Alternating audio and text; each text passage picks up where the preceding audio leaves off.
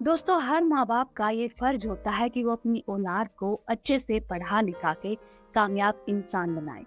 लेकिन कई बार औलाद अपना फर्ज निभाना भूल जाती है। आज मैं कहानी नहीं लेकर आई, एक जीवन की सच्चाई लेकर आई। एक जीवन की सच्चाई, और ये सच्चाई है विश्वास जी और उनके परिवार। विश्वास जी जिनके दो बेटे थे, उन्होंने बड़ी मेहनत से अपने बेटों को पढ़ाया लिखाया, उन्हें कामयाब इंसान बनाया और वो विदेश में 1 करोड़ रुपए का पैकेज कमाते।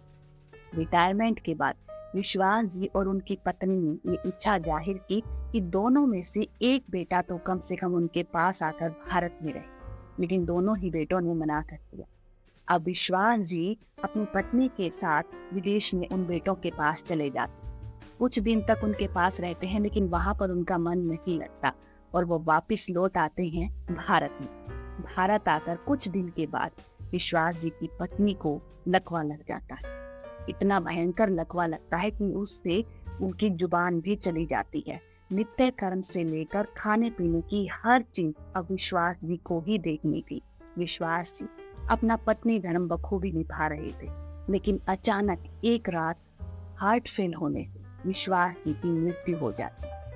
सुबह पत्नी इंतजार कर रही थी कि कब उनका पति आएगा, उन्हें नित्य कर्म से मुक्त कराएगा और फिर उनके दवाई का इंतजाम करेगा। लेकिन विश्वास जी नहीं उठे। बहुत इंतजार करने के बाद वह पत्नी अपने आप को पलंग से नीचे गिराती है। धीरे धीरे विश्वास जी के पास आती, लेकिन देखती है कि विश्वास जी इस दुनिया में भी नहीं रहे। अब वो अपने आप को संभालती है। धीरे धीरे घसीटते हुए 4 घंटे की मशक्कत के बाद टेलीफोन के पास पहुंचती।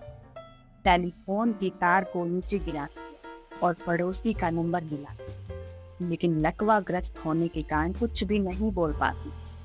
पड़ोसी समझ जाता कि टेलीफोन आया है, लेकिन मामला गंभीर है क्योंकि कोई आवाज नहीं आ रही। वह तुरंत अपने और पड़ोसियों को लेकर दरवाजे के पास आता है। दरवाजा खटखटाता है, लेकिन अंदर से कोई भी आवाज नहीं आती।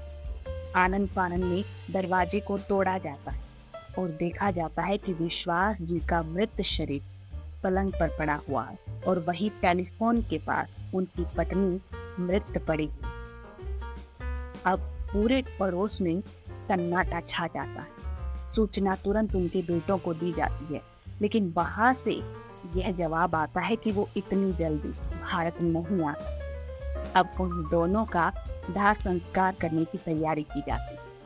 पड़ोस का हर व्यक्ति उनको कंधा देने के लिए तैयार, लेकिन कंधे नहीं थे तो 2 कंधे, जिनका विश्वास जी और उनकी पत्नी को इंतजार था। शायद वो 2 कंधे करोड़ों रुपए के पैकेज के बोझ तले दब गए थे, जो कि नहीं आए अपने माँ बाप को अंतिम यात्रा पर ले जाने के लिए।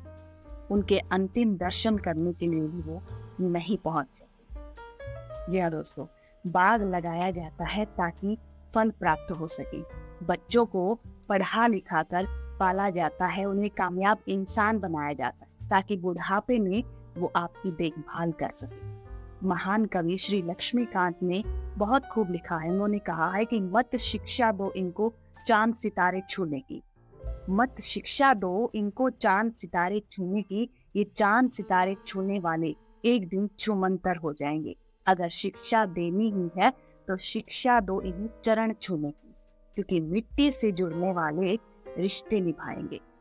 हम अक्सर यही देखते हैं, बच्चों को पढ़ा लिखा देते हैं और उनको विदेश भेज देते हैं, और बाद में माँ बाप के पास वृद्धाश्रम में जाने के अलावा और कोई रास्ता नहीं बचता। माँ बाप ने अपना फर्ज निभाया, हम एक कामयाब इंसान बनाया, और अब बुढ़ापे में ये हमारा फर्ज है कि हम उनकी सेवा करें, उनके साथ रहें। आप सौभाग्यशाली होंगे अगर आप बुढ़ापे में अपने माँ बाप के साथ रहते, आपको उनकी सेवा करने का अवसर मिलता। मैं हूँ आपके साथ आरजे इंदु रजनी के माते की बिंदु।